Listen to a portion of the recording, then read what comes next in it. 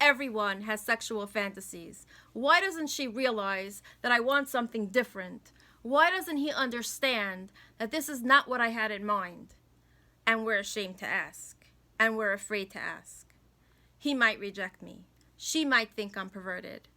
Yes, but it's called a sexual fantasy because there's something about it that is a fantasy. It's not a reality. It's different. It's unusual. It's off the beaten path because after a while, things get routine and someone has a wish that they can't really control. They're not in charge of what turns them on or what's exciting to them. Do we get to decide if we like vanilla ice cream or chocolate ice cream? Something's interesting, but we're afraid to talk about it. So what do? Is it really a good idea to pretend that sexual fantasies don't exist? Do we really want to act like we don't ever have sexual fantasies? The other person, I am sure, doesn't have any sexual fantasies. The reality is, everybody does. And are we going to explore it and see if maybe we can turn the fantasy into a reality? And the way to do that is not to pretend that it doesn't exist. The way to do that is to talk about it and to ask about it and to think about it and to feel about it and to read about it. And then we could decide, do we want to indulge the other person's sexual fantasy or do we want to say no for today?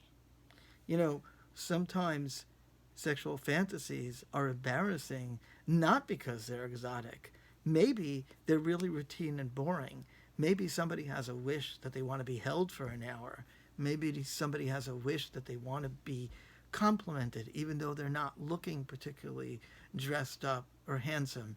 And those fantasies also can be rejected and shamed to the point that nobody wants to talk about it. There is no particular rule for what is a sexual fantasy. The most important thing is that you're free to talk about it and say, hey, this is what would really feel good for me. This is interesting for me right now. How do you feel about it?